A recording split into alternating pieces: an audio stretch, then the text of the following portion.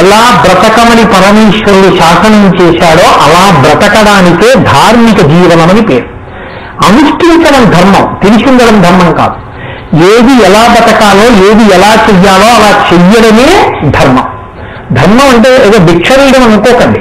ధర్మం అంటే తెల్లవారుజామున నిద్రలేవడం, నువ్వు తిని 10 మందికి పెట్టు ధర్మం. 10 మందికి పెట్టడం, వేదంలో చెప్పినది ఆచరించడాన్ని ధర్మం అని పిలుస్తారు తప్ప కేవలం తెలుసుకోవడం ధర్మం కాదు. సంధ్యావందనం చెయ్యాలి తెలుసు, ధర్మం కాదు. నువ్వు సంధ్యావందనం చేస్తే ధార్మికుడు. కాబట్టి ఇప్పుడు ఆ గోవు 3 కాళ్ళు లేకుండా 1 కాలుతో ఉన్నటువంటి ఎద్దుని చూసి ఏడుస్తోంది. ఏడుస్తూ ఒక మాట అంది, ఈ లోకంలో పూర్వము 3 పాదముల నీవు నడుతూ నేడు 1 పాదమును ఉండగా ఆ స్త్రీలనేటిని లేనికి ఎంతయో బాధమనిపించిన నఖ అంది. ఒకప్పుడు కృష్ణ భగవానుడు ఈ భూమండలం మీద నిలిచాడు. అది ఇప్పుడు అవతార పరిసమాప్తి చేశాడు. పరీక్షిత్ మహారాజు గారు పరిపాలించే వాటికి కృష్ణ పరమాత్మ అవతారం అయిపోయింది కాబట్టి ఇప్పుడు నీకు 3 కాళ్ళు లేవు, 1 కాలుతో ఉన్నావు. అంటే ధర్మము 4 పాదములతో నడవాలి. 4 పాదములు అంటే సత్యము, శౌచము, తపస్సు, దయ. ఈ 4 4 పాదములు అంటారు. ఇప్పుడు 3 పాదములు లేవు, 1 పాదమే ఉంది. ఆ ఉన్న 1 పాదమే సత్యము అంటే పరమేశ్వరుడు. 1 పాదంతో ఉన్నావు నువ్వు. లేదా స్త్రీలనేటిని లేమిని కాలముచే నీకు ఉంటి కాలయ్య కదే. ఆ కృష్ణ పరమాత్మ ఇవాళ లేకపోవడం వల్ల కాలంలో కలియుగంలో నీకు 1 కాలం అయిపోయింది. చూసావా, ఇందుకు నేను బాధపడుతున్నాను.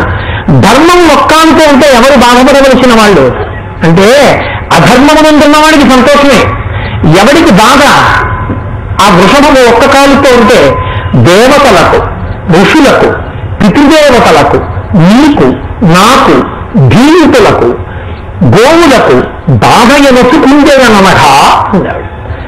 దేవతలకు బాధ కలుగుతుంది. ఎందుకంటే ధర్మం యుక్తం అయిపోతే యజ్ఞం చేసేవాళ్ళు, యాగం చేసేవాళ్ళు ఉండరు. లేకపోతే వాళ్ళకి హవిస్ అందరు. హవిస్ అందకపోతే వాళ్ళు వర్షం కురిపించలేరు. లేదా కురవకూడని సమయంలో వర్షం కురుస్తుంది. ఎందుకంటే మాకు పెట్టలేదు, మీరు తినడానికి వీళ్ళు ఉంటారు దేవత. అది ధర్మచక్రం. మనం వాళ్ళకి పెడితేనే వాళ్ళు మన్ని తిన్నిస్తారు. కాబట్టి యజ్ఞయాగాది క్రతువులు నశించిపోతున్నాయి. ఎప్పుడు పరీక్షిత్తు పరిపాలన జరుగుతున్న రోజులలోనే ఆ స్థితి వస్తోంది అని చెప్తోంది ఆవు. తల్లిని తండ్రిని బిడ్డలు పోషించరు, భర్త భార్యని భరించడు. లోకంలో ప్రభువులు స్వార్థంతో ఉంటారు తప్ప ఏ ప్రభువు కూడా రాజ్యం కోసం, ప్రజల కోసం ధార్మికంగా పరిపాలన చేసేవాడు ఉండడు.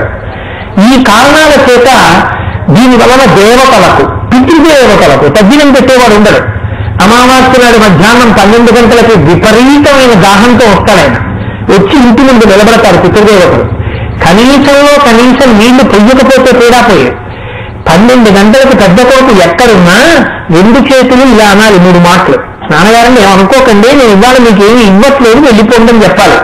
అందుకే అమావాస్య మధ్యాహ్నం 12కి ఎవరింటి ముందుకి వెళ్ళకండి అంటారు. పితృదేవతలు వస్తారు కాబట్టి. పితృదేవతలకి కనీసం చచ్చిపోయిన రోజులు గుర్తు పెట్టుకుని తగ్గినం పెట్టేవాడు ఉండడు. ఆ తగ్గినం పెట్టే రోజున పాటించవలసిన నియమాలు పాటించేవాడు అసలు ఉండడు. కాబట్టి దేవతలకు, పితృదేవతలకు, ఋషులకు, ఋషులకు ఎప్పుడు ఈశ్వరుడు కావాలి. ఎక్కడైనా ఓ ఋషి ఉంటే ఆయన్ని వెటకారం ఆడేవాళ్ళు ఎక్కువైపోతారు. ఋషులకు నీకు నాకు అంటే ఆవుకి ఎద్దుకి అంటే ధర్మానికి భూమికి, నీకు నాకు ధీమితులకు బుద్ధి కలిగిన వాళ్ళకి, ధీమితులకు వీళ్లతో పాటుగా గోవులకు గోసంపద నశిస్తుంది. ఎక్కడ చూసినా ఆవులు బంధింపబడి కనపడతాయి. తాళ్లతో కట్టి ఎటువంటి వేగంగా వెళ్లే వాహనం మీద నిలబడడానికి ఆవులు భయపడిపోతాయో అటువంటి వాహనాల మీదకి బలవంతంగా ఎక్కించి తాళ్లతో కట్టి త్రాగటానికి నీరు, తినడానికి మేత కూడా లేకుండా ఇరుగ్గా నిలబడి మోరలెత్తి నిలబడి వధశాలకు వెళ్ళిపోతుంటాయి గోవులు. ఆ రోజులు వచ్చేస్తాయి. కాబట్టి గోవులకును బాధ ఎనచుకుంటదనమాట. ఇటువంటి రోజులు రాబోతున్నాయి. కలియుగం ప్రవేశించిందని నేను బాధపడుతున్నాను. కానీ కలియుగంలో ఒకే ఒక గొప్ప లక్షణం ఉంటుంది. మిగిలిన యుగాల్లో పుణ్యకార్యం చేస్తాను అంటే పుణ్యం ఇవ్వరు. పుణ్యం చేస్తేనే పుణ్యం.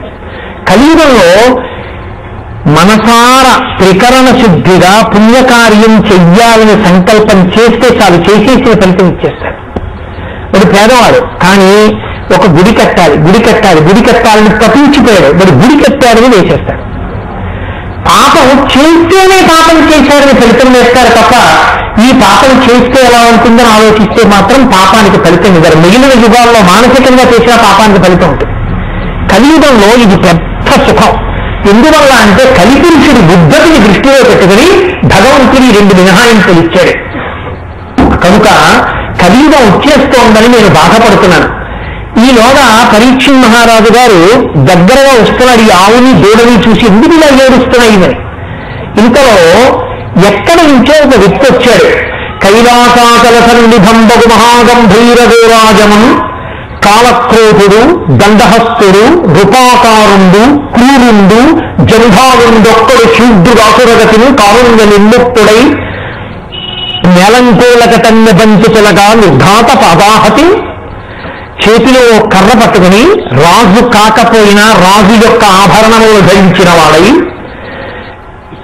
అపారమైనటువంటి క్రౌర్యము కడుపులో పెట్టుకున్నవాడై ఏ శాస్త్రీయమైనటువంటి ప్రవర్తనకి కట్టుబడడానికి ఇష్టం లేని వాడై ఆయన వచ్చి ఈ ఎద్దు కింద పడిపోయేటట్టుగా కాలెత్తి ఒక్క తన్ను తన్నాడు. అసలే ఒక కాలు మీద నిలబడిన ఆ ఎద్దు కింద పడిపోయింది. ఇప్పుడు కాలెత్తి ఆవుని తన్నాడు. ఆవు కూడా కింద పడి మూత్ర విసర్జన చేసి దూర కనపడని ఆవు ఎలా ఏడుస్తుందో అలా ఏడుస్తాను. ఇప్పుడు ఆ ఆవు ఎద్దు ఏడుస్తుంటే పరీక్షణ్ మహారాజు గారు దగ్గరికి వచ్చాడు. ఆయన అన్నాడు, ఆ తల్లిన వ్యక్తిని చూసి వాచవి అయిన గడ్డిని వాహినిలంబు జలంబు తాగగా ఎవ్వడికి నీ చరణంబుల నిర్దలితంబుగా చేసి వాడు తా కేచరుడైన మణికీలిత భూషణయుక్త బాహులను దేశని త్రించువైతూ ఇది వేగిన నెలగాగిన అన్నాడు. నువ్వు గడ్డి తింటావు, ఆవుని ఎద్దుని అంటున్నాడు. మీరు గడ్డి తింటారు. ఆ గడ్డి ఎవరికి అక్కర్లేదు. ఎక్కడో పుట్టల మీద, నదుల ఒడ్డున, ఏటి ఒడ్డున తిరిగిన గడ్డి వేసి వాసవి అయిన గడ్డి తిని వాహినిలంబు జలంబు త్రాగగా ఎవరింట్లోనో తోడి పెట్టుకున్న నీళ్లు మీరు తాగరు. ఎక్కడో ఏట్లో ప్రవహించి వెళ్ళిపోతున్నటువంటి నీటిని పడిపోకుండా జాగ్రత్తగా గంగరేజు చాపి ఆ నీళ్లు తాగుతారు. తాగి కమ్మటి పాలు తల్లి లేని పిల్లలు, జబ్బుతో ఉన్న వృద్ధులు కూడా తాగడానికి వీలైనటువంటి పాలు మాటిస్తారు. వాసవి అయిన గడ్డికి వాహినులందు జలంబు తాగగా ఈ చరణంబులెమ్మడికి విద్దలితంబుగా చేసే అంత అమాయకపు ప్రాణి ఇతరుల్ని బాధ పెట్టండి, లోకానికంతటికి ఉపకారం చేసేది, తన మూత్రము, తన పేడ, తన పాలు, తన నెయ్యి ఇవి కూడా హోమం చేయడానికి, యుద్ధం చేయడానికి పనికొచ్చేటట్టుగా ఇవ్వగలిగినది పంచగవ్య ప్రాసనం చేత పాపములను పోగొట్టగలిగినటువంటి దేవుడి తల్లిన వాడెవరు? ఎవడు ఈ ఎద్దు యొక్క 3 కాళ్ళు తెగకోసిన వాడు? వాడుతా ఖేచరుడైన మరి ఎవరైనా కావచ్చు. మణికీలిత భూషణయుక్త బాహులం దేశని తుల్చివైతూ నీ కాళ్ళు తింటాడు కాబట్టి వాడు మణిభూషణములతో కూడినటువంటి వాడి బాహువుల్ని నరికేస్తాను కత్తితో. గిరివీధికి వేగిన నెలబాగిన గోవుని ఎద్దుని బాధ పెట్టకూడదు. బాధ పెట్టాడు కాబట్టి చంపేస్తాను. ఇప్పుడు వాడి చేతులు నరికేస్తాను, అదే శిక్ష. వాడి ఆకాశంలోకి ఎగరిని భూమిలోకి దూరం వదిలిపెట్టాను అని ఆవు అంత చూసి అన్నాడు. అమ్మా, సాధువులకు జంతువులకు బాధలు కలిగించు కలుల శిక్షింపని రాజాధము ఆయువు స్వర్గము, శ్రీ, ధనము, వీటిపోవు సిద్ధము తల్లి అన్నాడు. సాధువులైనటువంటి జంతువులమ్మా ఆవు, ఎద్దు. ఆ ఆవుని, ఎద్దుని బాధ పెట్టేటటువంటి కళలను భంజింపనటువంటి రాజు అబలు. అటువంటి వాడి యొక్క ఐశ్వర్యము, వాడి శరీరం పడిపోయిన తర్వాత వెళ్ళవలసినటువంటి ఊర్ధ్వలోకములు, వాడికి ఇక్కడే కీర్తి, ఐశ్వర్యము అన్ని నశించిపోతాయమ్మా. శ్రీ, ధనము, ఆయు, స్వర్గము, వీటిపోవు సిద్ధము తల్లి. దుష్టుల శిక్షింపను, శిష్టుల రక్షింపను, మృతులకు స్వస్థ విధించనని పురాణ పురుషోత్తములు చెప్పగా వింటిని తల్లి. అమ్మా, చాలా దుష్టులైన వాళ్ళని బాధ పెట్టడానికి, శిష్టుల్ని రక్షించడానికి పరమేశ్వరుడు క్షత్రియుల్ని సృష్టించాడు అని చెప్పి నేను విన్నానమ్మా, పురాణోత్తములు చెప్పగా. కాబట్టి తల్లి నేను వాడిని శిక్షించద్దా అన్నాడు. ఇప్పుడు ఆ కలిపురుషుడు వచ్చి పరీక్షిత్ మహారాజు యొక్క పాదముల మీద పడిపోయాడు. పాదముల మీద పడిపోతే ఆయన చూసి అన్నాడు, సాక్షాత్ అర్జునుడు మనవణ్ణి, చంద్రవంశ ప్రభువుని, శ్రీకృష్ణ భగవానుడి యొక్క అనుగ్రహం చేత నిలబడిన పాండవుల యొక్క వంశంలోని వాణ్ణి నేను పరిపాలిస్తుండగా కలిపురుషుడు నువ్వు ఎలా తిరుగుతావు ఈ భూమండలం మీద? ఎంత ధైర్యంతో ఇక్కడ ఇటువంటి పాపకార్యం చేస్తున్నావని అడిగాడు. అంటే కలిపురుషుడు అన్నాడు, ఈ యుగం కలియుగం, నేను ప్రవేశించాలి. నువ్వు ఆ ధార్మికమైన ప్రభువి, ఎక్కడ కాలు పెడదామన్నా భయం. పోనీ నువ్వే చెప్తే ఎక్కడ ఉండమంటావు, నువ్వే స్థానాలు ఇస్తే ఆ స్థానాల్లో ఉంటాను. అంటే పరీక్షిత్ మహారాజు 4 స్థానములను ఇచ్చాడు. మద్యపానము, ఎక్కడ మద్యాన్ని సేవిస్తారో అక్కడ కలిపురుషుని యొక్క ప్రకోపం ఎక్కువగా ఉంటుంది. 2 జూదము, ఎక్కడ జూదం ఆడతారో అక్కడ సమస్త ఐశ్వర్యము, కీర్తి నశించిపోతాయి. 3 పరస్త్రీ యందు బుద్ధి నిలబడ్డం, పరస్త్రీ కాంక్ష. 4వది ప్రాణిహింస.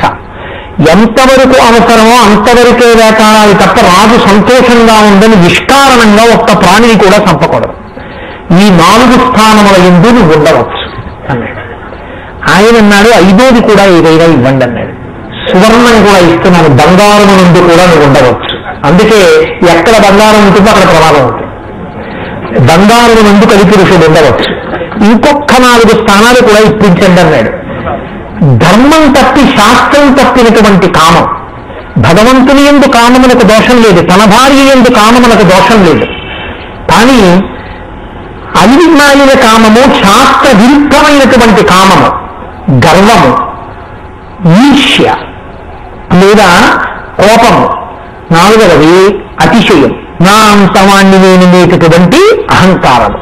ఇవి ఎక్కడుంటాయో అక్కడ కూడా కలిపురుషుడు ఉంటాడు. అసత్యమునందు కూడా కలిపురుషుడు ఉంటాడు అని పరీక్షిత్తు అనుగ్రహించాడు. ఇంటికి వెళ్ళిపోయాడు. తర్వాత కొంతకాలం అయిపోయింది, వేటాడడానికి బయలుదేరాడు. అరణ్యంలో ఎక్కువగా పెరిగిపోయిన క్రూర మృగములను వేటాడాలి తప్ప అదే పనిగా చంపుకుంటూ వెళ్ళకూడదు. కలిపురుషుని యొక్క ఉత్పత్తి చేత ఇంత పరీక్షిత్ మహారాజు కూడా వేట ఎందు విశేషానురక్తుడి పొంది కొండ చిలవలు, సింహాలు, ఏనుగులు ఏవి కనపడితే చంపేశాడు. ఇంత తమకంతో వేట సాగిస్తే దాహం వేసింది. ఆ దాహం వేసి అరణ్యంలో నీళ్లు దొరుకుతాయేమో అని వెతుక్కుంటూ వెళ్ళాడు. శరీత మహర్షి కూర్చుని ఉన్నారు. ఆయన అంతర్ముఖులయ్యారు. కాబట్టి అంతర్ముఖులయ్యున్నారు కాబట్టి ఆయనకి బాహ్య ప్రపంచంతో సంబంధం లేదు.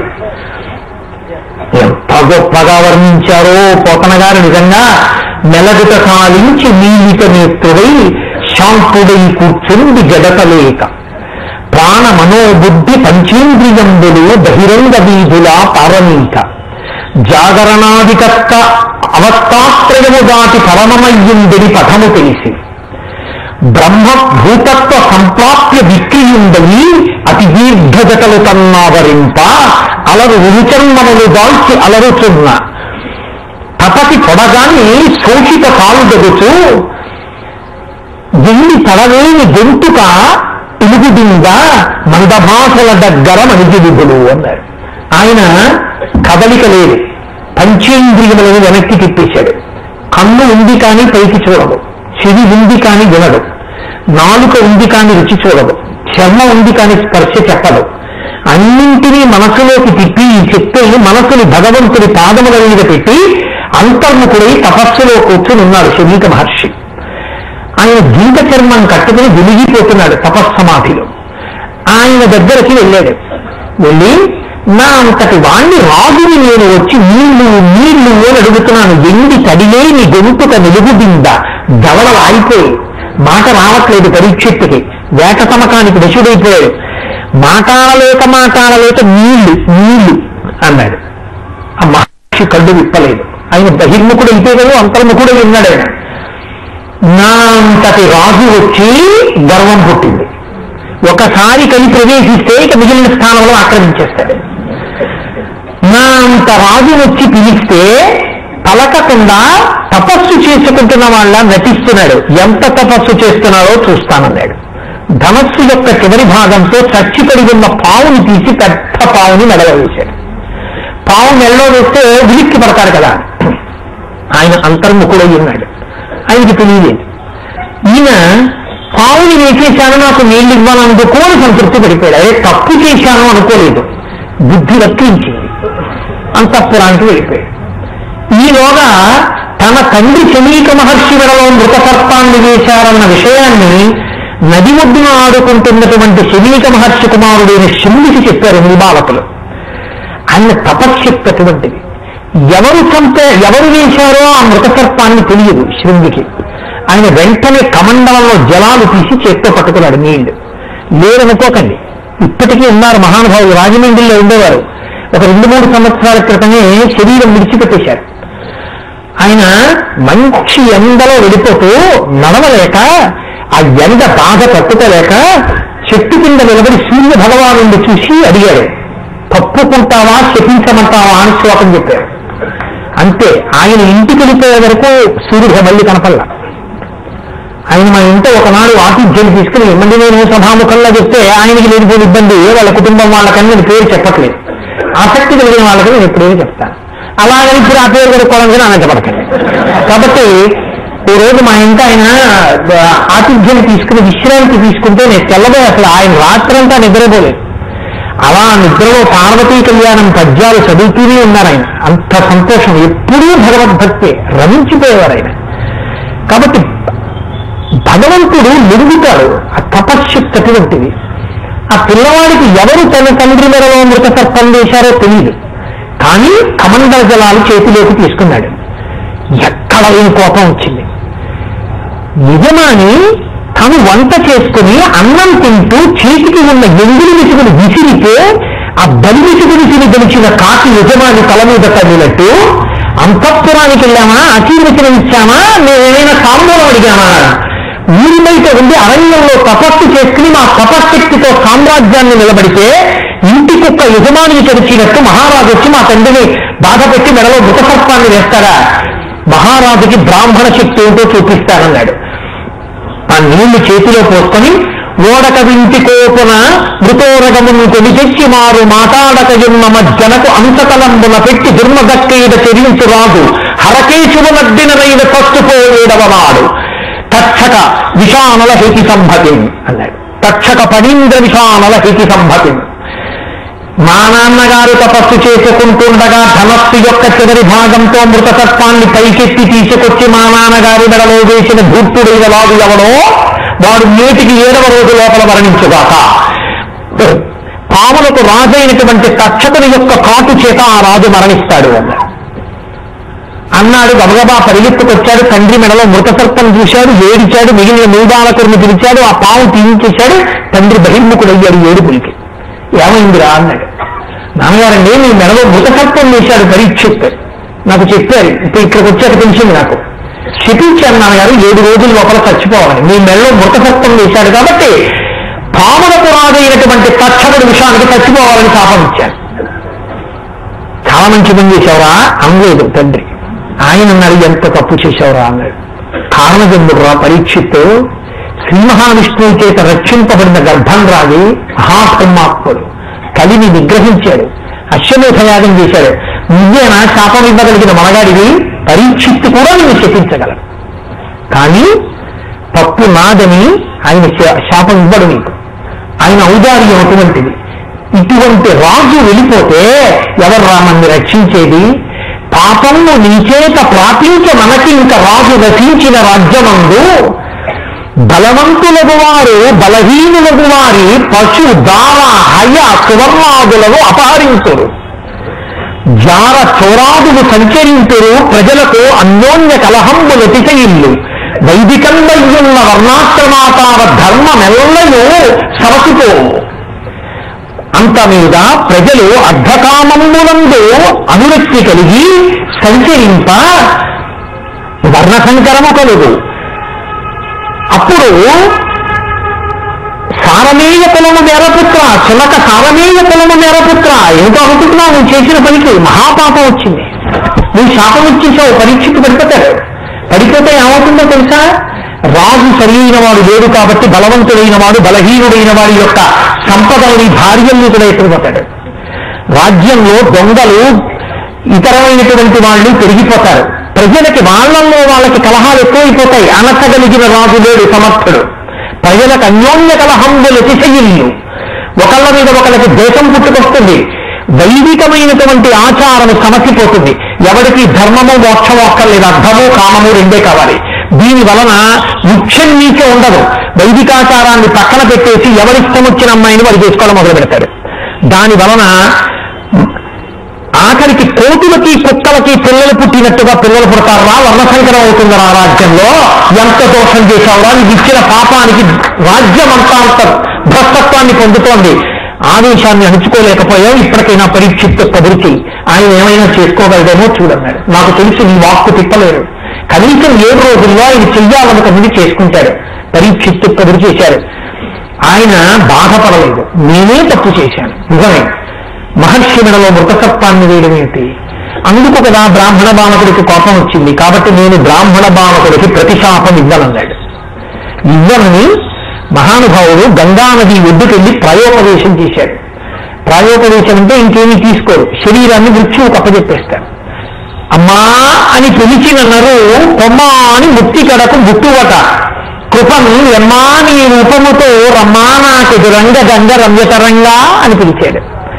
గంగ దగ్గరికి వెళ్ళి అమ్మా అంటే చాలుక కొమ్మా అని మోక్షాన్ని పంపించేస్తుంది, అంత గొప్పది గంగ. కాబట్టి అమ్మా అని పిలిచిన నరు కొమ్మా అని ముక్తి కడకు ముట్టువట, కృపను ఎమ్మా నీ రూపముతో రమ్మానాకెదురంగ గంగ రమ్యతరంగా, మనకొక్కసారి కనపడవా గంగమ్మా అని అడిగాడు. చుట్టూ ఋషులందరూ వచ్చి కూర్చున్నారు. ప్రయోపదేశం చేశాడు. చేసి ఆయన అన్నాడు, నాకేం భయం లేదు, మునికుమారుడు శాపవాక్కు విడిచిపెట్టాడు, పాము వచ్చి కరుస్తుంది, చచ్చిపోతాను 7 రోజుల లోపల.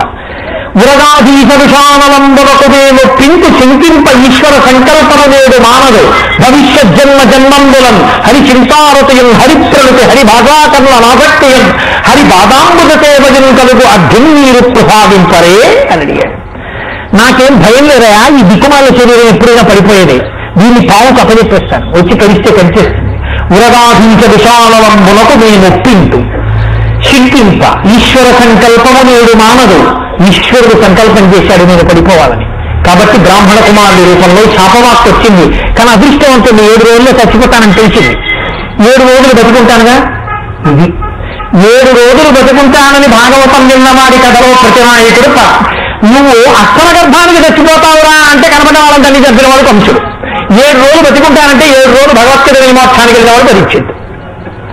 కాబట్టి ఆయన అన్నాడు, భవిష్యత్ జన్మ జన్మంబులన్, మళ్ళీ నాకు జన్మలంటూ ఉంటే హరి చింతారతయం హరిప్రణతి హరి భాగాకర్ణ ఆసక్తియం హరి పాదాంబుజ సేవయం. ఆ శ్రీ మహావిష్ణువు యొక్క కథలు చెవినిండా వినాలి, ఆయన గురించిన మాటలు మాట్లాడాలి, ఆయన పాదములను సేవించాలి, ఆయన్ని పూజించాలి. అటువంటి వరం నాకు ఇవ్వగలరా? ఈ 7 రోజులు నేను ఏది చేస్తే మళ్ళీ పుట్టవలసిన అవసరం ఉండదో, ఒకవేళ పుడితే భగవంతుని యొక్క పాదముల యందు నిశ్చలమైన భక్తిని నేను పొందుతానో అటువంటి విషయాలు నాకు చెప్తారా అని అడిగాడు. ఎవరు చెప్తారు? అందరూ కూర్చున్నారు, ఆయన కూర్చున్నాడు. ఇంత ఆర్తి కలిగిన వాడికి రా భాగవతం చెప్పాలని బయలుదేరాడు మహానుభావుడు శుకమహర్షి. అప్పుడు ఒక ఆవు పాలు పితికినంతసేపు తప్ప ఉండనటువంటి శుకుడు బయలుదేరి వచ్చి పరీక్షణ్ మహారాజు దగ్గర కూర్చున్నాడు. 7 రోజుల సమయం ఉంది కాబట్టి భాగవతం చెప్తాను, 7 రోజులు ఏదో అక్షాలు వెళ్ళిపోతావు, మీతో మనం చేసా 7 రోజులు అంటే బతికిందన్నాడు. పరీక్షకు బతికింది 7 రోజులే కాబట్టి చెప్తాను ఇది భాగవతం. ఎందుకయ్యా బెంగపెట్టుకుంటావు? పూర్వం ఖట్వాంగుడిని ఒక రాజు ఉండేవాడు. ఆయన భూలోకంలో రాజ్యం చేస్తున్నటువంటి రోజులలో దేవతలు ఆయన్ని ఆయన రమ్మని పిలిచారు దానవ సంహారానికి. ఆయన వెళ్ళి దానవులందరినీ సంహరించేసి మళ్ళీ భూలోకానికి వెళ్ళిపోతుంటే దేవతలు నీకు ఏమైనా ఉపకారం చేస్తే ఏం కావాలో కోరుకోమన్నారు. మా మనుష్యులకు మృత్యు ఎప్పుడు వస్తుందో తెలియదు, నాకు ఇంకెంత మిగిలింది జీవితం అని అడిగాడు. ఒక్క ముహూర్తం బతుకుతా ఉన్నారు. ఓహో నాకు చాలు ఒక ముహూర్తం బతుకుతానని తెలిసింది కదా, చాలన్నాడు. గబగబా తన రాజ్యానికి వచ్చాడు, అన్నీ విడిచిపెట్టేశాడు. 2 గడియల కాలం మిగిలింది. ఆ 2 గడియల కాలం గోవిందనామని చెప్తూ ప్రాణం విడిచిపెట్టి మోక్షాన్ని పొంది పునరావృత్తి రహిత శాస్త్ర శివసాహిత్య స్థితికి పొందేశాడు. కాబట్టి ఒక ముహూర్తం జీవితం ఉందని తెలుసుకున్నవాడు భగవంతుడిని పొందగలిగితే 7 రోజులు బతికుంటే వాడికి నిన్నెందుకు భగవంతుడిని పొందలేవు? నేను చెప్తాను భాగవతం వినవయా, భాగవతం విన్నవాడికి మోక్షాన్ని పొందుతావు అని భాగవత ప్రవచనాన్ని ప్రారంభం చేశాడు. ప్రారంభం చేస్తూ ఒక మాట అంటాడు, హరిమయము విశ్వమంతడు హరి విశ్వమయుండు, హరిమయము కాని ద్రవ్యము పరమాణువు లేదు ఔషధావన వింటే. ఈ ప్రపంచమంతా శ్రీ మహావిష్ణువు యొక్క మయం. ఆయనే విష్ణువే విశ్వంగా ఉన్నారు. విష్ణువు కాని పరమాణువు కూడా లేదు. అంతటా విష్ణువుని చూడడం నేర్చుకో. ఒక్కొక్కళ్ళు ఒక్కొక్క కోరికతో ఒక్కొక్క దేవతని పట్టుకుంటారు. కానీ శ్రీ మహావిష్ణువు యొక్క పాదములను నువ్వు గట్టిగా పట్టుకోగలిగితే నీ కోరిక కోసం ఇతర దేవతలను ఎలా ఆరాధిస్తున్నావో అలా నువ్వు నిశ్చల భక్తితో కృష్ణ భగవాను ఆరాధించగలిగితే అమరేంద్రాదులకు భంగిజనుల భక్తి సేవించగా విమల జ్ఞాన విరక్తి ముక్తి నగవన్ వేగేల భూనాథ తత్కమలాభీసు కథా సుధారక నదీ కల్లోల మాలా పరిభ్రమం ఎన్నానికినైనా కర్ణయుగడీ పర్వంబు కాకుండానే. ఆ శ్రీ మహావిష్ణువు యొక్క కథలు ఎంత గొప్పవయా! నువ్వు కానీ ఆ శ్రీకృష్ణ పరమాత్మ యొక్క పాదములను గట్టిగా నమ్ముకుని ఆయన కథలు విని పరవశించిపోవడం మొదలు పెడితే ఆయనే విమల జ్ఞాన విరక్తి ముక్తి వసగం. నీకు జ్ఞానాన్ని, వైరాగ్యాన్ని, భక్తిని, మోక్షాన్ని ఆయనే ఇచ్చేస్తాడు. అసలు నువ్వు కష్టపడవలసిందేమో భాగవతంలో. అసలు ఆ మహానుభావుడు విమల జ్ఞాన విరక్తి ముక్తి వసగం ఏయేన భూనాథ తత్కమలాభీసు కథా సుధారక నదీ కల్లోల మాలా పరిభ్రమము యవ్వానికినైన కర్ణయుగడీ పర్వంబు కాకుండానే. అది చెవులలోంచి లోపలికి జారిపోయే అమృత ధార. ఆ భాగవత కథకి చెవులు అప్పగించేలా వింటే చాలయా, ఆ భాగవతం లోపలికి విడితే చాలయా. ఇక మళ్ళీ పుట్టవలసిన అవసరం లేదు. నోటితో అమృతం తాగిన దేవతలు మళ్ళీ పుట్టారు. కానీ చెవులలోంచి భాగవత కథామృతాన్ని లోపలికి పంపించిన వాడు మాత్రం ఇక మళ్ళీ పుట్టవలసిన అవసరం లేదు.